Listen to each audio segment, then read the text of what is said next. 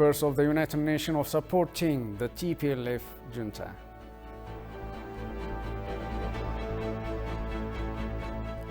Eritrean permanent representative to the United Nations blames the Biden administration for causing trouble in the Horn of Africa.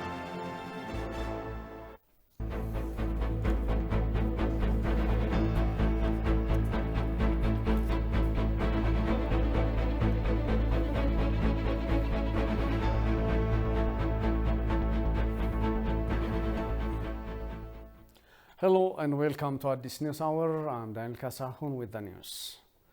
Prime Minister Abiy Ahmed says in a tweet that the democratically elected sovereign government of Ethiopia stands ready to work constructively with friends of Ethiopia in addressing temporal challenges. The Premier underlined that the government is committed to realizing development goals and quote-unquote, we remain committed to progress, albeit the obstacles encountered, the Premier said.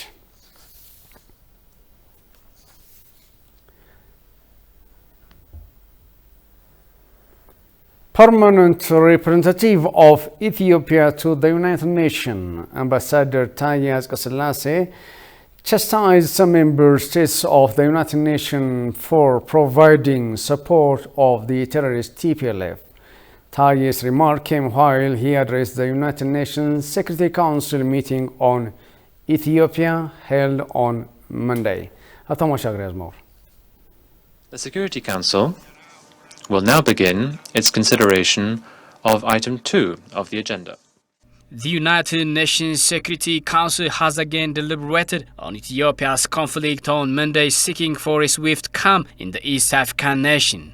Addressing the gathering, permanent representatives of Ethiopia to the United Nations, Taye Asqaselase chastised some member states for supporting the TPLF overtly and covertly. We again reiterate our plea for the support of this group that have been providing it with communication equipment, satellite information, weapons, and even fighters to desist from this.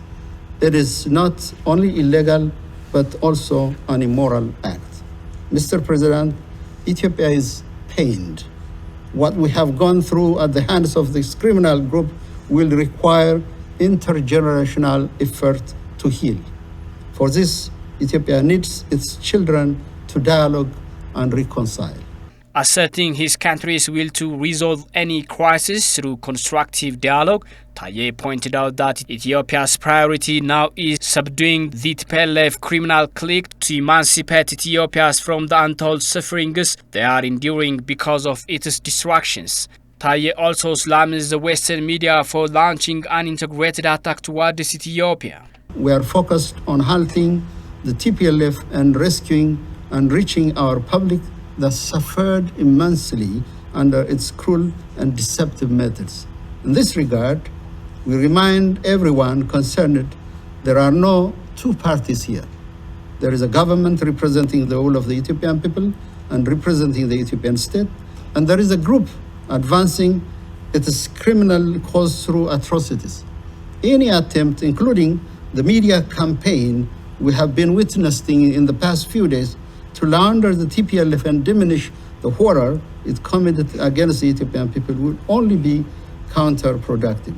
High representatives for the Horn of African region, Olusegun Obasanjo, presented the funding assignment given by the African Union to resolve the conflict in Ethiopia. According to Obasanjo, inclusive political dialogue is critical to resolve the ongoing conflict in Ethiopia as well as in the Horn of Africa. My assignment is part of the AU drive to promote peace, security, stability, and political dialogue all over the Horn of Africa region, and has allowed me to engage with most of the leaders of the region, relevant bilateral and multilateral partners, as well as key political actors and stakeholders, especially in Ethiopia. Ambassador Taye was not the only voice for Ethiopia in the meeting. Russian Deputy Permanent Representative Anna Evstenova opposes unilateral decision on Ethiopia, which she said could exacerbate the situation. We have called for stakeholders with influence to bear on the situation, as well as the media, to act responsibly, to avoid ratcheting up international rhetoric, and refrain from adding fuel to the fire of the already spiraling interethnic strife. We are convinced also that imposing illegal unilateral sanctions, threatening to use such sanctions, and refusal to provide economic assistance are very counterproductive and will only worsen the situation for ordinary people who are already suffering rather than reconciliation. The Chinese permanent representative to the UN, Dang Jun, for his part said China supports EU's efforts to bring peace in Ethiopia. Regional countries and regional organizations know the best about the historical background and the present challenges in Ethiopia, and therefore can play a leading role in the political settlement of the Ethiopian issue. China always supports African solutions to African problems. We welcome. Meanwhile, it has become quite a shock to Ethiopians here and abroad that the United Nations Security Council has opted to convene on Ethiopia for the 12th time. This is in spite of the fact that it has not even bothered to delve deeply into the case of other nations finding themselves down in the abyss of disintegration. This is a reflection of how the so-called global organizations have become switched for advancing Western interests. Let's just take a look. Some Western policymakers in recent months have said hardly anything about the TPLF's campaigns of wholesale destruction. They were only mattering when the TPLF was receiving a beating in the first months of the conflict, and still go on about a so-called Tigray famine. While there is serious and dramatic food security in Tigray produced by TPLF's actions, it is reckless to state, as did United Nations, the Ethiopian government committed a siege. Some Western nations, such as the United Nations, offered no real condemnation when TPLF's mass killings and destruction of Western Afar, Southern Gondar and Northern Wollo became clear since early July 2021. It should be remembered that after the Ethiopian federal government announced a ceasefire on 28 June 2021, no reports of such abuse by the federal army were reported. Compare that to the TPLF side. The United Nations has met more frequently on Ethiopia than on any other failed state, but has offered no solutions except speaking louder about both. To dismiss a typical Western approach, which is a cover-up for TPLF's destructions. All the United Nations did over the past several months while spending time after time on Ethiopia was meddle in the nation's internal affairs and put undue pressure with the aim of providing tacit diplomatic support for the TPLF. In fact, there is confusion, if not hypocrisy, in Western policy towards Ethiopia. It is remarkable that no serious condemnation of the TPLF was heard despite the overwhelming evidence in Afar and Amhara of their violence. This Western policy is apparently influenced by vested interests, misplaced moral concerns, resistance to the balanced appraisal of the facts, links of communication between pro-TPLF operatives that appear to be embedded in Western media and international institutions, and incomplete media reporting. According to The Economist, only 29% of the United States public trust the media, but the United States government seems to have no such problem. They often act on any questionable and sensationalist media report on Ethiopia. The latest United Nations Security Council meeting is no different in that it only conveniently supports the plea for dialogue by the African Union. This seems to be a face-saving effort that helps the TPLF gain more leverage as a belligerent party.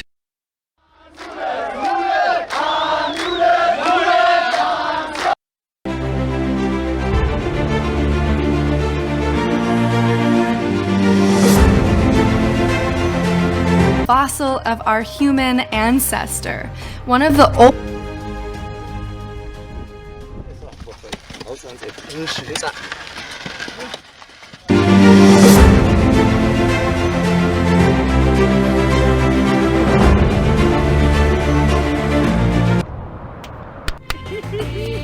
Hiking in the Simeon Mountains is a highlight of traveling in Ethiopia.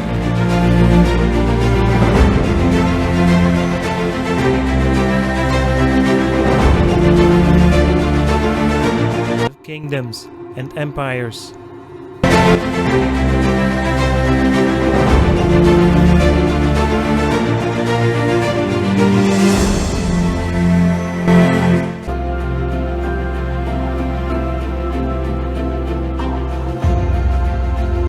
The Grand Renaissance Dam, which is built on the Blue Nile, is set to power a landlocked country.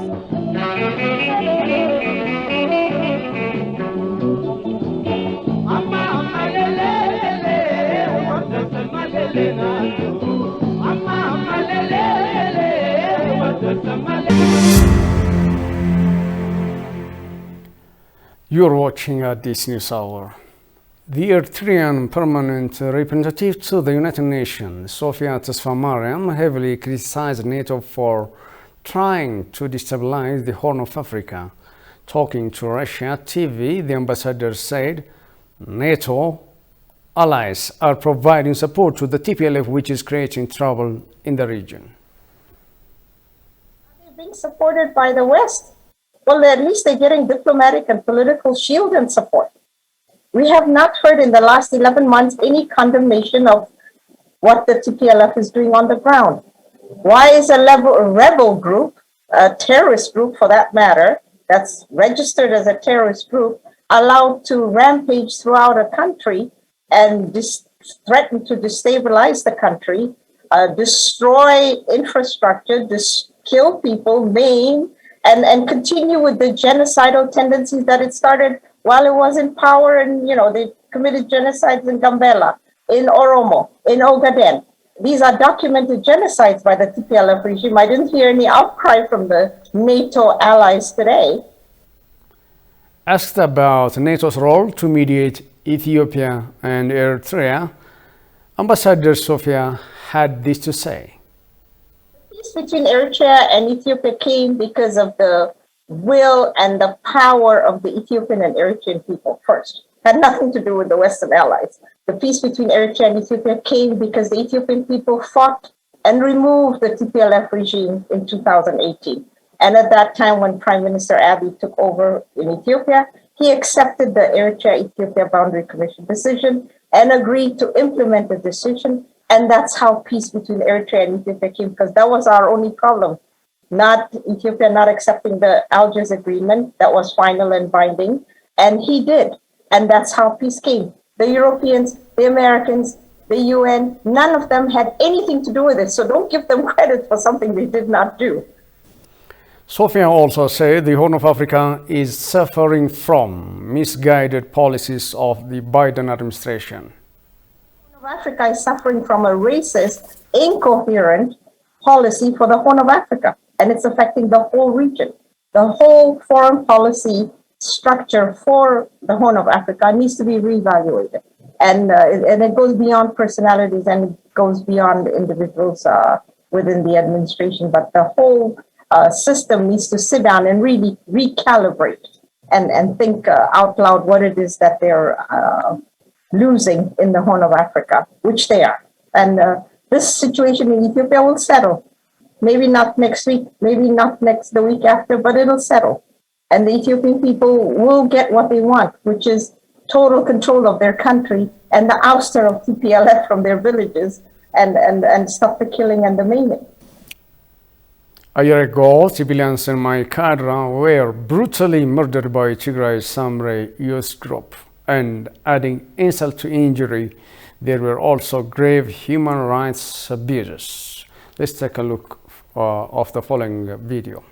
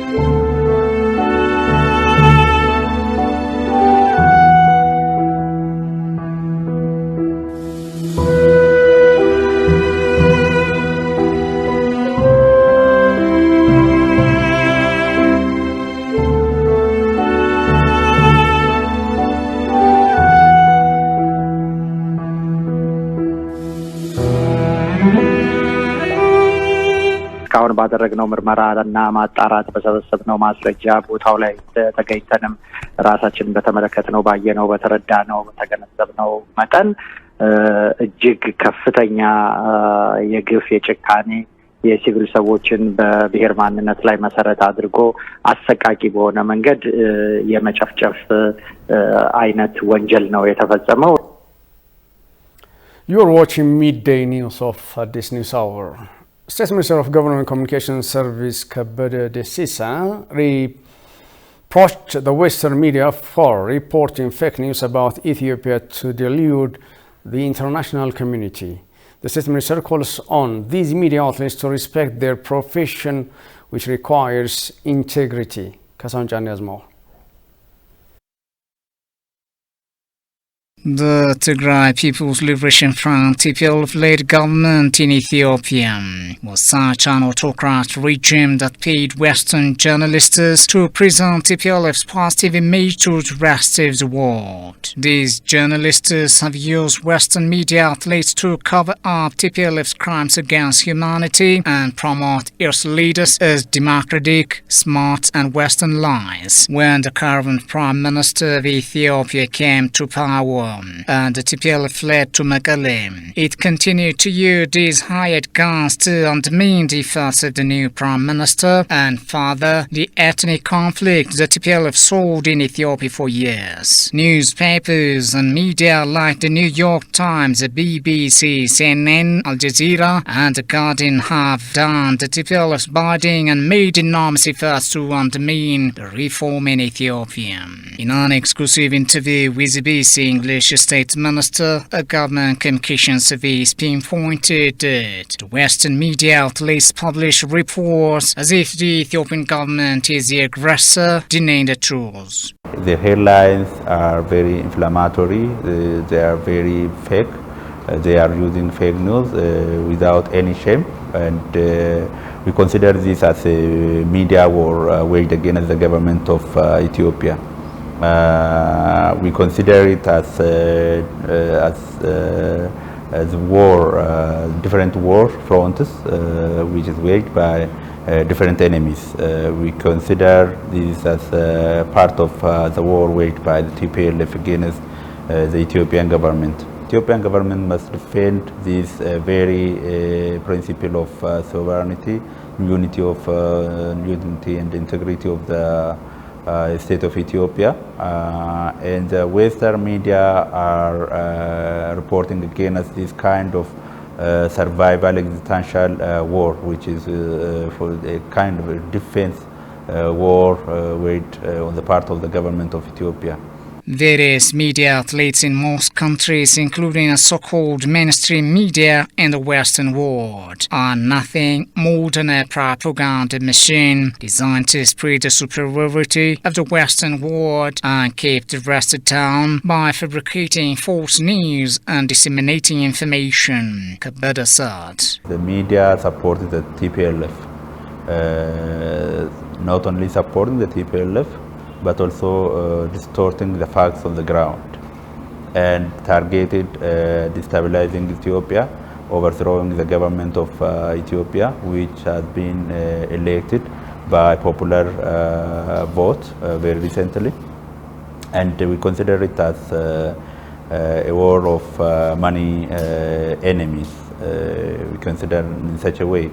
We think that these media are sponsored by different foreign governments, because foreign governments follow the reporting of those media in their action. Calling on the international community and these media outlets to refrain from distorting facts, Kabeda expressed Ethiopia's commitment to debunk such rhetoric. What we can do is, as a government, we have to provide with factual evidences. The Western media or domestic media have the access to investigate what's on the ground.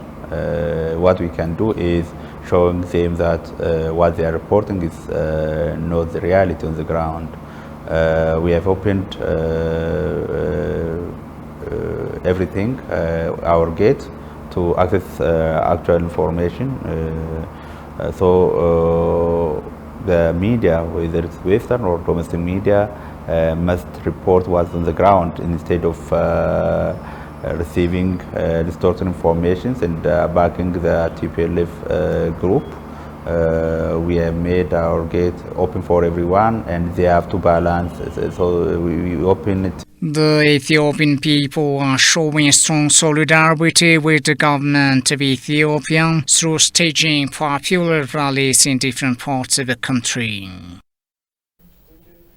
Ambassador of Angola to Ethiopia urged African leaders to rally behind the motto of African solutions to African problems. This, he said, helps African Union member states stay better protected against undue external interferences. Sintayo Tamrat has a discussion with the ambassador, and let's watch. Africa is a continent significantly affected by colonialism, but the impacts of neo-colonialism has further devastated the continent's socio-economic and political condition. Consequently, despite their strong struggle to attain Agenda 2063, many African countries have fallen prey to the national interests of global powers of the Western Bloc. These powers have also been interfering with the growth and development models of the continent's states, thereby diminishing the Pan-African ideals. Talking to ETV English on averting external interference for a peaceful, more united and prosperous Africa, Angolan ambassador to Ethiopia Francesco Jose da Cruz says Africa shall stand up for maintaining its freedom from new forms of colonialism. Africa is committed to find African solutions to African problems, he underscored. It's up now to member states to be fully engaged on those principles and contribute to achieve such goals. We need to take ownership of our future, and that's the major effort of the African Union as we know it today, and as we move forward in implementing Agenda 2063.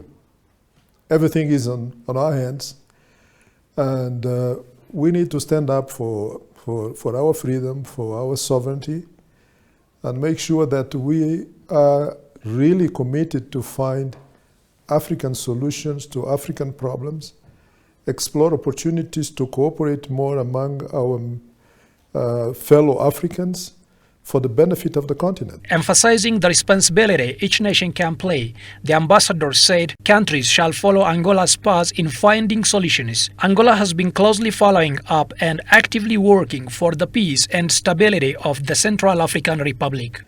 Getting involved in peace and stability efforts in the continent play an important role in our region. And very engaged in supporting the Central African Republic to achieve peace and stability and national reconciliation. So we think as a country we have the responsibility of being active in the African Union agenda of silencing the guns in the continent. And we will continue to do our best as part of our foreign policy in the African continent and in the world. He urged states to take ownership in this endeavor through the African Union. This, he said, is the right path to finding solutions to Africa's problems and fend off foreign interference. We work to defend our interests as countries, as a continent, and that we should really emphasize the need to find African solutions to African problems, because that's the only way that we can find sustainable ways of addressing the challenges we face as a continent in terms of peace and stability, in terms of economic development and empowering our populations. Reacting on the carrot and stick coercive diplomacy being rather shamelessly applied by superpowers on African states, Ambassador Da Cruz said what Africa needs is cooperation for mutual benefits, not to be vested upon others' interests. We'll send a strong message to our international partners that they need to deal us on equal footing, and that we are willing to work with them for mutual benefit. As Ethiopia is currently fighting the war against proxy colonialism, Angola and other member states shall continue fighting Africa's old space in the international arena, the ambassador said. We had to fight colonialism. We had to fight to have our own space in an international arena, and we should continue to do so as we evolve as humanity, as we play an important role for the well-being of the international community.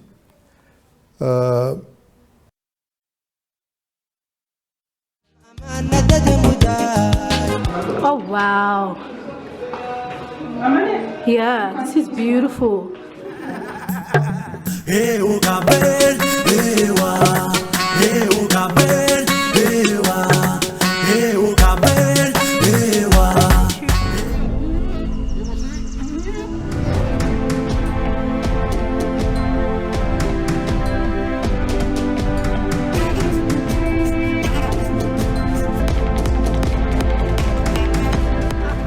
Welcome to the city of Bajaj, the double J city, Jijiga.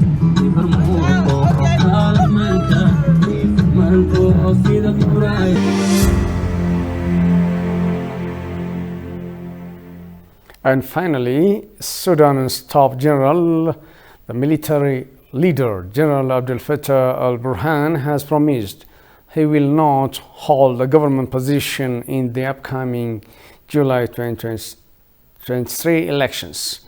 He makes this statement weeks after he had collapsed a transitional government in a global condemned coup. The military leader, General Abdel Fattah al-Burhan, has on several occasions promised to hand over power to an elected civilian government in future. His announcement will, however, not prevent other top generals from ripping off their military titles to become candidates. The military leader expressed his commitment to a peaceful transition and election. At least 14 demonstrators have been killed, about 300 wounded, and others displaced through the anti-coup protests since the 25th of October, power grab by the army.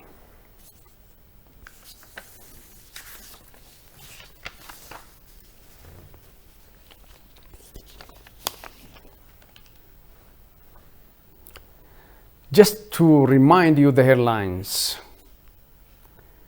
Ethiopia accuses some members of the United Nations of supporting the TPLF junta.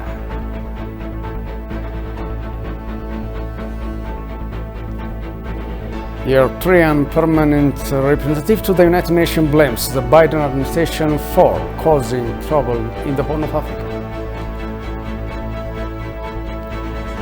That's all for this edition. Thank you for watching. Goodbye and stay safe.